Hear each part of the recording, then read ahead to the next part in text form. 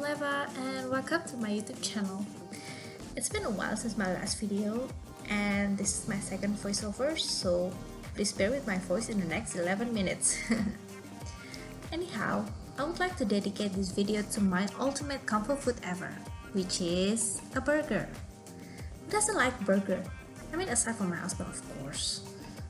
Burgers are highly indulgent, flavorful, and yet it is that simple. You get a bun, you get a meat, and voila, you'll get your burger. In this video, however, I would like to tap it a notch by making everything from scratch, from the bun, the patty, even the aioli or the mayonnaise. I know it seems complicated to make it from scratch, but I guarantee you it is all going to be worth it. So, let's get to it. Mix all of your dry ingredients first. Mix your high protein flour, all-purpose flour, sugar, and your instant yeast, about 7 grams or 2.5 teaspoons. You give it a good stir before you incorporate your wet ingredients.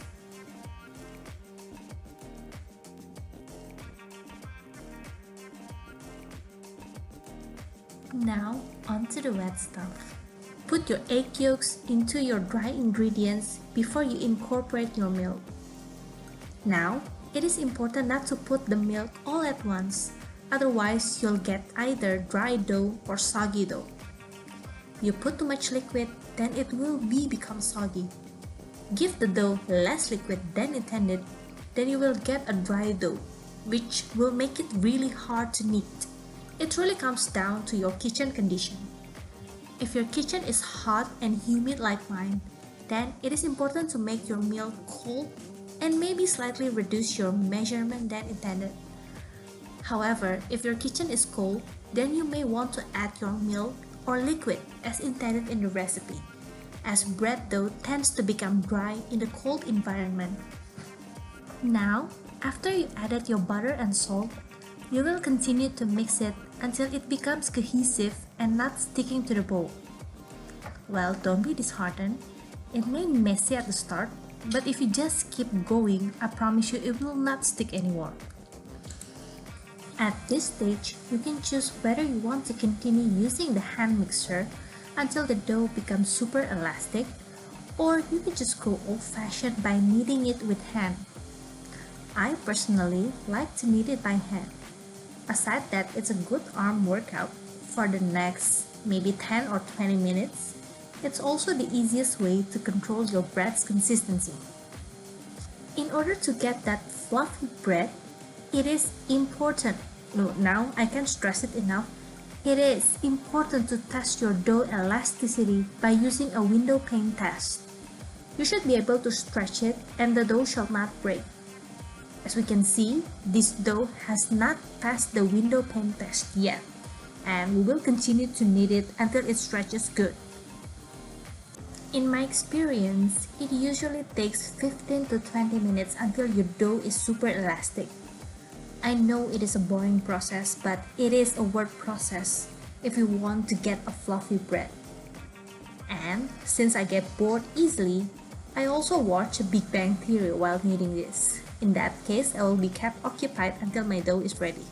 Now, after kneading it for another 10 minutes, we'll test this dough through a window pane test. Let's stretch it, give it a good stretch, and it does not break! Yay! And now our dough is ready for the proofing stage. Give it a good knead before forming it into a ball, and then place it into a bowl and let it sit or proof for about 30 to 60 minutes or until it doubles in size. Well, since my kitchen is very hot, it usually takes about 30 minutes. However, if your kitchen is cold, it is up to 60 minutes until your dough doubles in size. After your dough doubled in size, release the gas inside your dough and quickly knead it before dividing it into several dough.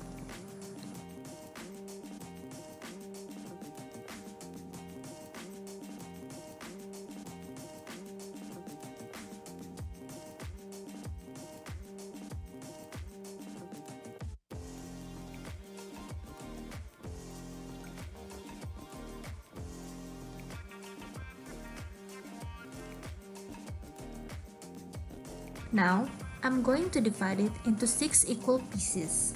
But if you want smaller buns, then you can divide into 8 equal pieces instead.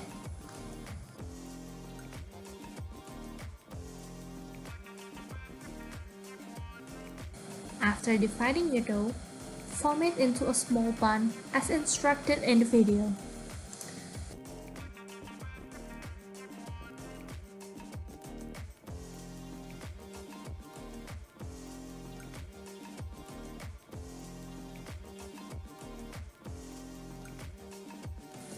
Place it in a lightly buttered pan and press your dough until it's flattened.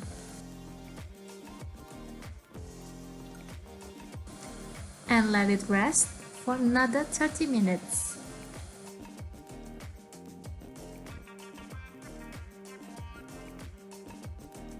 After 30 minutes have passed, brush your bun with an egg white, left over from your egg yolks earlier, and toss it with the sesame seed. If you don't have a sesame seed, then it's fine, you can just skip it. I just personally like a touch of sesame seed love, hence adding it to my bun. Bake your bun in 180 Celsius degree for about 20 to 30 minutes until it's brown. To know if your bread is cooked, you can tap the bottom of your bread. It should sound hollow, like knocking an empty cabinet. You have put a lot of effort in making the buns, so why not making the patty by yourself? A good patty is 80% of lean meat and 20% of fat, which you can get from either chuck, sirloin, or short ribs. In my case, I use a mix of short ribs and chuck. If you want to grind it on your own using the grinding machine, make sure both the grinder and the beef is frozen beforehand. Another reason why I prefer to make my own patty is to ensure the quality of the beef. If I just simply bought the ground beef in my local supermarket, I wouldn't know if they use beef scraps or whatever left of it. Wow, look how fresh my meat is! It is so red, an indication how fresh a meat is. For this batch of burger, I will only need around 540 grams to make 6 patties. It is up to you to decide on the leftover. You can make another batch of patties or maybe save it for lasagna, burrito, or even make some martabak. As it turns out, the secret of good patty is just salt and pepper. Back in the day, I used to over-season my patty. I often use breadcrumbs, onions, eggs, yada, while the only things that needed to make a good patty is, surprise, only salt and pepper. Some say to avoid adding salt and pepper in your ground beef, as it will draw out of the moisture out of beef. But I disagree. I tried it and it's proven that my patty is still moist even after cooking.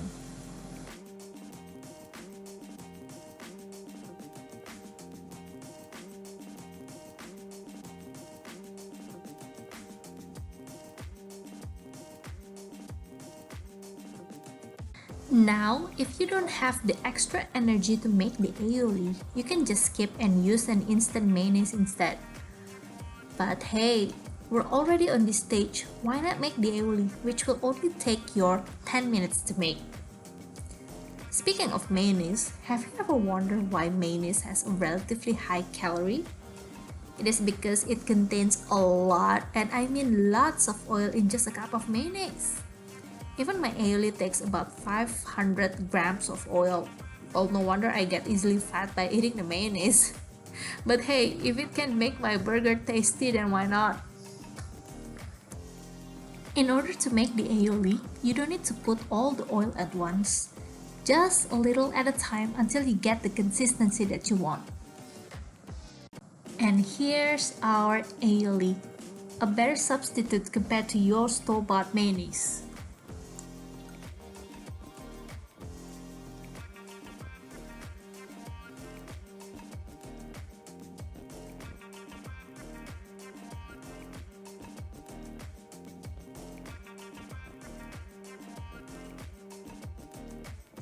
Here comes the moment of truth. Yay! My bread is fluffy. Now, it is up to your choice whether you want to toast it or simply put your patty in it. As to me, I will toast it and put a fresh lettuce on top of it before I add my cheese patty.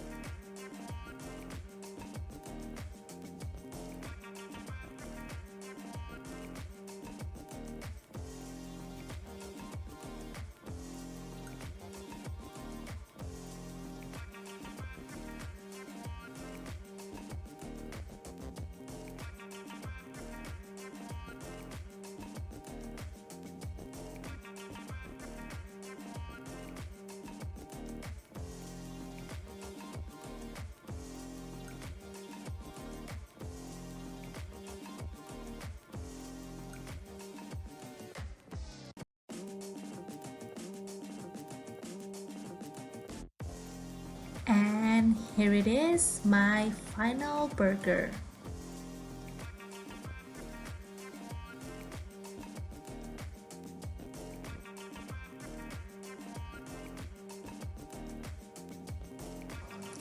Thanks for watching. Let me know if you have made your own burger.